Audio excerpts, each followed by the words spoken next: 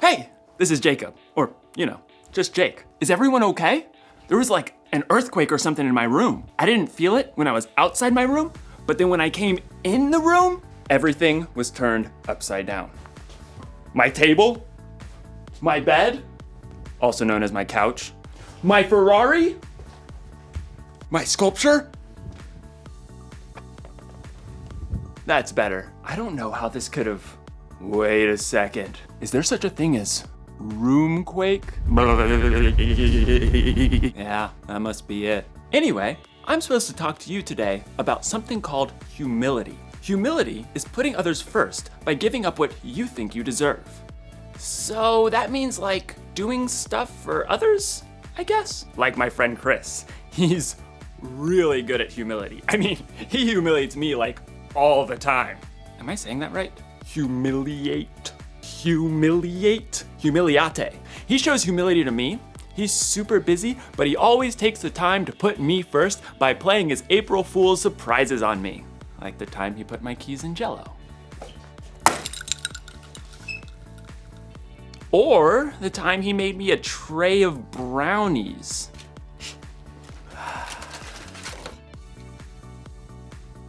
Brownies. And who can forget the old and screw the top off the salt surprise? Chris is a funny guy. Hey, you know what I think? And this is just between you and me. Chris is the one who turned all my stuff upside down. It wasn't a roomquake after all. This must have taken a really long time. I mean, he turned all my stuff upside down. I do need to call my mom. This must have taken a lot of work. I'm not sure that it's fair that Chris keeps playing all these April Fool's month surprises on me, and I haven't even got him once. I don't deserve this. What I deserve is to get him back. Was that my toaster? The story today is about Jesus when he prayed in the garden while his friends couldn't even stay awake to keep watch. Jesus didn't deserve that. I wonder what he did about it. Stay tuned. I'm gonna come up with a way to turn the tables on Chris. Chris is gonna notice when he goes in his room the tables aren't the way he remembered them. I'm gonna get the revenge I deserve. I'm gonna get the revenge I deserve! Is what I'm trying to say. Yeah, okay. The Bible. It's 66 books of history, stories, letters, and poetry that fit together to form God's one big story. The epic adventure of how he created us and loves us so much that he made a way to rescue us. As we travel through the Bible, from Genesis to Revelation, we discover people who met God and found their lives changed forever. And now for an amazing story, inspired by the book of Matthew, chapter 26, verses 36 through 56. For months, the Jewish religious leaders had been plotting to silence Jesus. He called us pretenders, snakes! On the Sunday before Passover, Jesus entered Jerusalem to great cheers from the crowds. Blessed is the one who comes in the name of the Lord! But even as the crowd swarmed in to see what Jesus would do and say, one of Jesus' closest followers, Judas, went to the religious leaders with a very sneaky plan. What are you willing to give me if I deliver him over to you? How about a cool 30 pieces of silver? Jesus knew these plans, but he also knew that his mission was to face those who hated him and let them take him without defending himself. He prepared his closest friends for this during a Passover meal, and then afterwards led them out of the city toward the Mount of Olives. Judas had already left them. In a little while, you will no longer see me. Then after a little while, you will see me. I came from the Father and entered the world. Now I am leaving the world and going back to the Father. The air cooled as the evening darkened.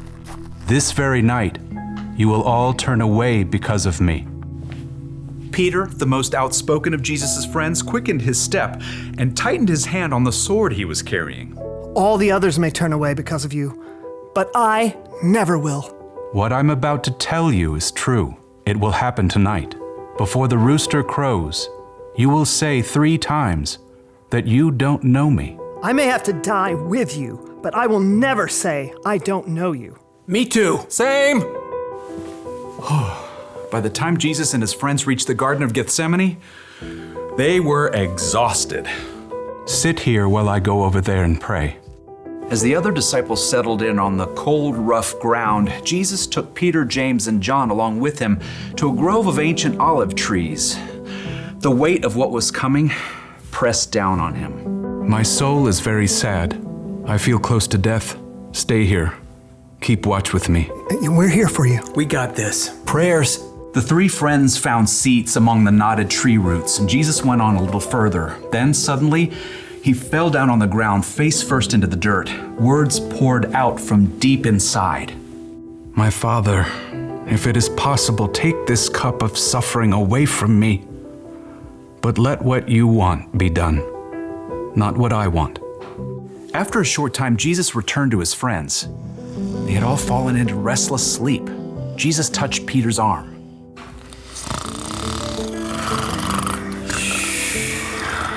What? Huh?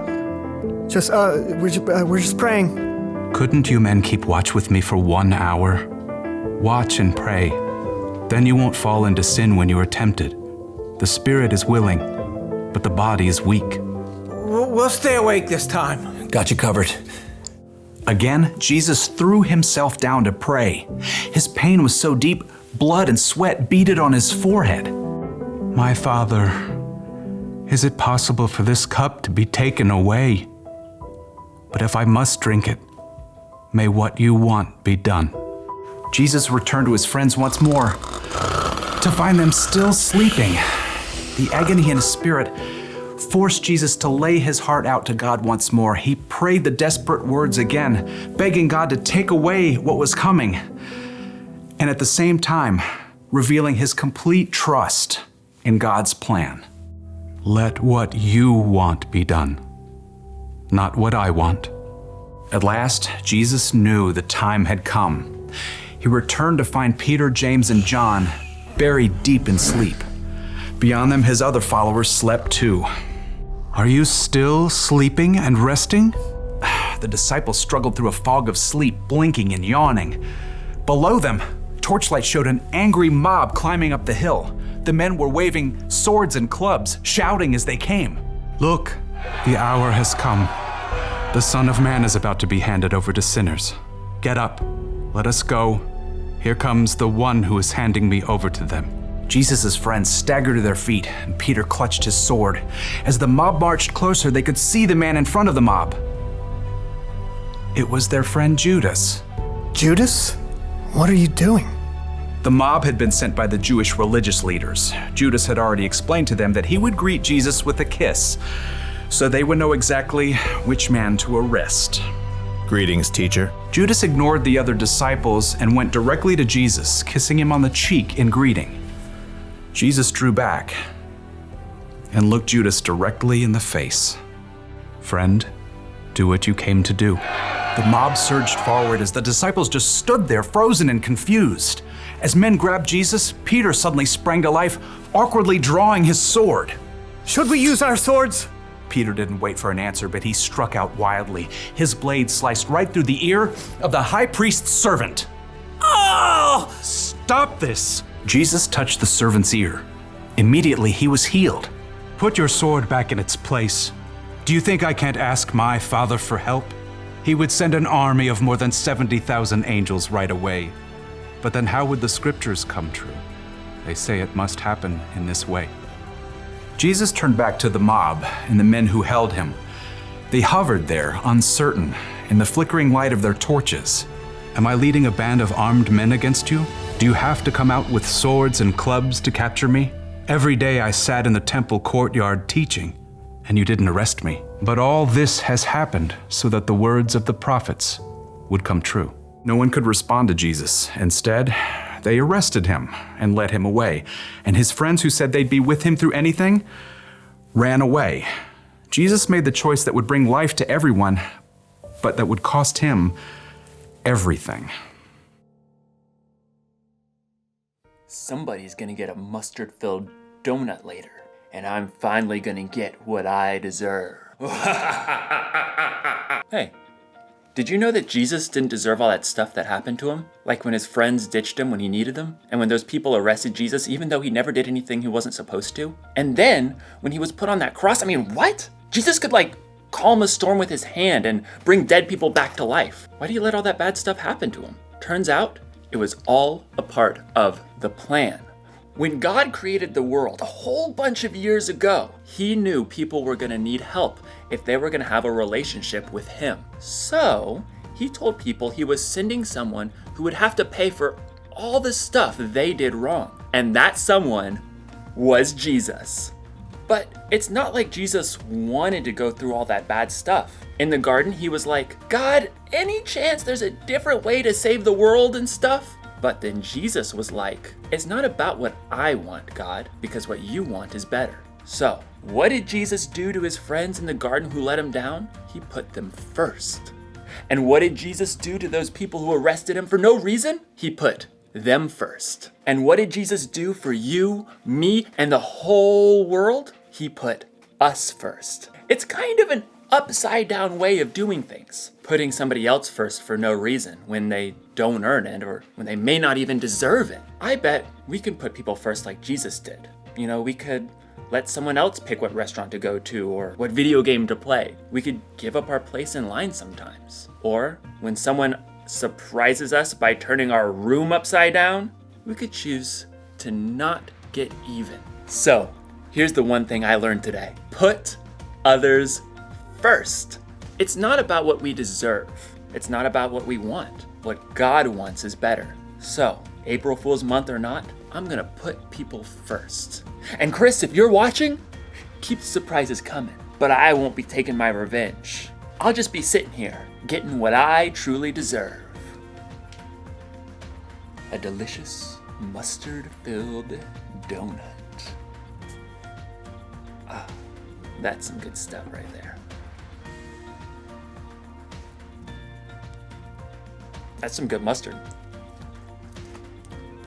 See you next time.